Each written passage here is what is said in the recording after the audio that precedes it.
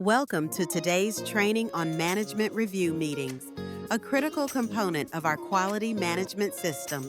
The MRM is not just another meeting, it's a strategic mechanism for top management to evaluate the effectiveness, adequacy, and suitability of the QMS. It ensures we're not only complying with regulations, but actively driving continuous improvement across the organization. MRM is grounded in well-established global and national standards. ICHQ 10 encourages active engagement of senior management in QMS review processes. ISO 9001-2015, under Clause 9.3, outlines the expectation for management reviews to be scheduled and documented. India's revised Schedule M mandates regular quality reviews by senior leadership. Each of these underscores one truth: without leadership involvement, sustained quality excellence is unattainable. The objectives of MRM are both strategic and operational.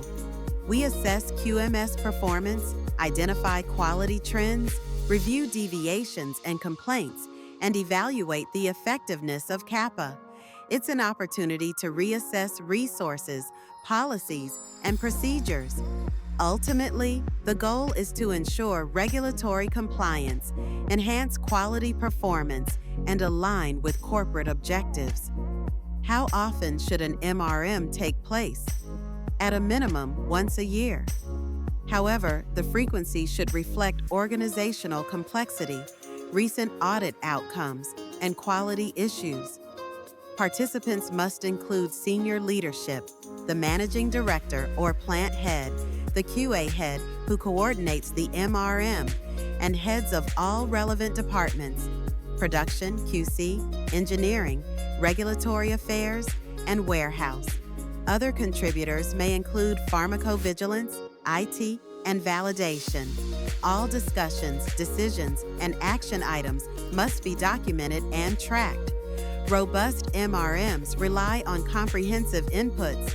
These include audit results, both internal and external, customer complaints, product quality reviews, deviations and CAPA outcomes. We examine performance metrics, training effectiveness, supplier qualifications, and any regulatory updates.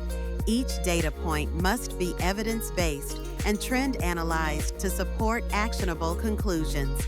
A structured agenda is vital for productive meetings.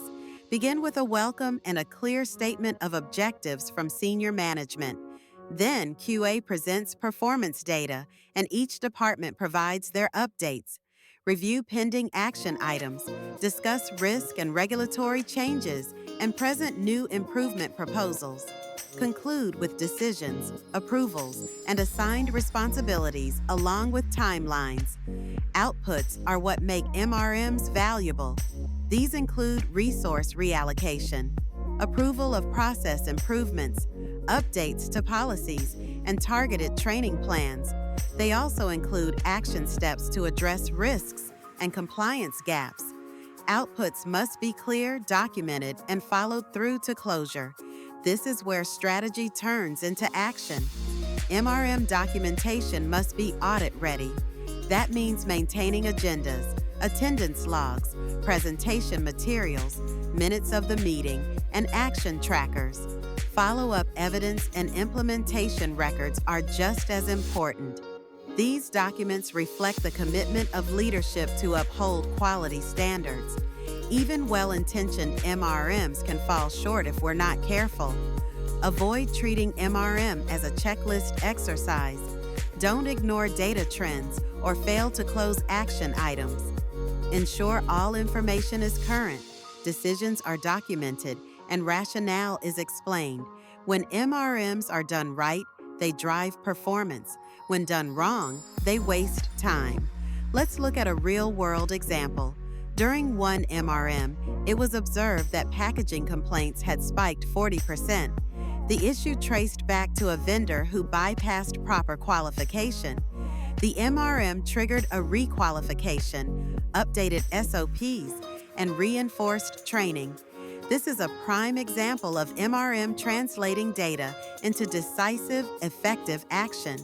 Senior management has a pivotal role in making MRMs impactful. They must set the tone for quality excellence, allocate resources, and hold teams accountable. Their visible commitment signals to the entire organization that quality isn't optional. It's a strategic priority. In summary, the management review meeting is not just a regulatory requirement, it's a leadership tool, a chance to steer the organization toward quality, compliance, and improvement. It works only if we prepare thoroughly, participate meaningfully, and follow through consistently. Let's commit to making our MRMs a true reflection of our dedication to excellence. Before we close, let's recap with a few quick questions. What are 3 critical inputs to the MRM? How often should the MRM be conducted? Who typically coordinates the MRM? What are 2 common pitfalls we must avoid? What is the key role of senior management in this process? Thank you for your time and engagement. Let's now open the floor to any questions, insights, or suggestions you may have about the management review process.